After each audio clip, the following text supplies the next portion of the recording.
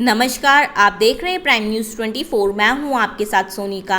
खबर दिल्ली से है, जहां राजधानी दिल्ली में कोरोना के मामलों को देखते हुए सरकार ने एक हफ्ते के लिए लॉकडाउन बढ़ा दिया। दिल्ली के सीएम अरविंद केजरीवाल ने कहा कि हम अगले सोमवार सुबह 5 बजे तक के लिए लॉकडाउन को आगे बढ़ा रहे हैं। इससे पहले सरकार ने दिल्ली में कोरोना के बेकाबू हालात को देखते हुए 6 दिन के लिए लॉकडाउन लगाया था, जो कि सोमवार यानी 26 अप्रैल की सुबह 5 बजे तक तय था। इस समय दिल्ली में ऑक्सीजन की कमी को लेकर बवाल मचा हुआ है। सीएम केजरीवाल ने कहा कि इस समय दिल्ली में ऑक्सीजन की ज़रूरत 700 टन की है और हमें केंद्र सरकार से 480 टन ऑक्सीजन आवंटित हुए हैं।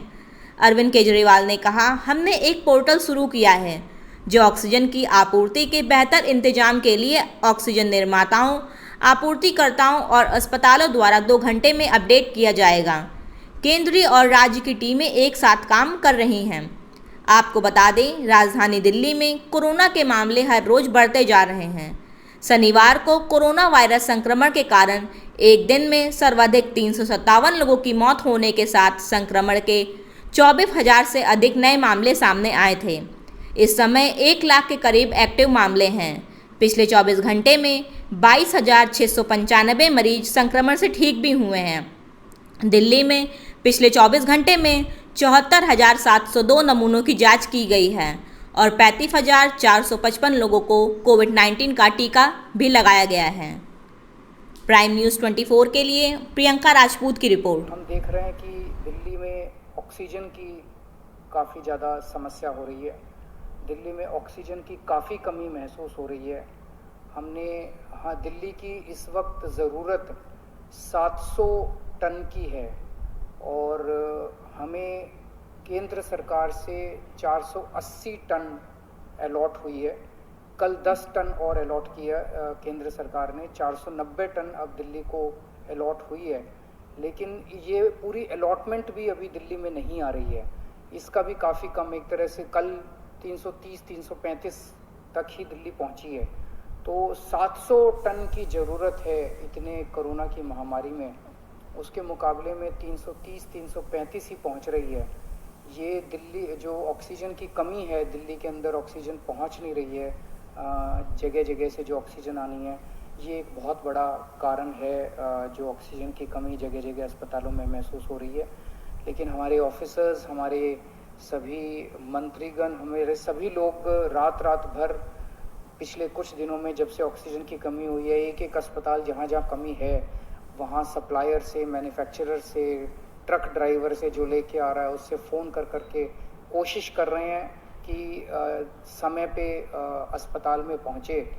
मैं ये नहीं कहूँगा कि सारी कोशिशें कामयाब रही, कई जगह फेल भी हुए हम लोग और कई जगह हम समय पे ऑक्सीजन पहुंचाने में हमारी टीम कामयाब भी हुई। तो सबसे पहले तो मैं उनको जो रात रात भर काम करके और अस्पतालों तक ऑक्सीजन पहुंचाने की जो लोग भी कोशिश कर रहे हैं, उन सबका मैं धन्यवाद करना चाहता हूं कि इतने मुश्किल समय में इतनी मेहनत कर रहे हैं। चूँकि ऑक्सीजन इतनी इस वक्त कीमती है, इतनी कम है, तो उसका मैनेजमेंट करना बहुत ज़रूरी है। तो उसको मैनेजमेंट करने के लिए भी अब कल से ठोस कदम उठाना चालू किया। हमने एक वो पोर्टल टाइप बनाया है और ऑर्डर जारी कर दिए गए हैं, जिसमें हर 2-2 घंटे में मैन्युफैक्चरर से लेके और अस्पताल तक, एंड यूज़र तक, हर एक को 2-2 घंटे के अंदर अपनी ऑक्सीजन की पोजीशन बतानी पड़ेगी। कि मैन्युफैक्चरर को बताना पड़ेगा कि पिछले 2 घंटे के अंदर कितने ट्रक उसके निकले, सप्लायर को बताना पड़ेगा कि कितने ट्रक उसके दिल्ली की तरफ जा रहे हैं, अस्पतालों को बताना पड़ेगा कि पिछले 2 घंटे में कितनी इस्तेमाल हो गई, कितने घंटे की और बच गई।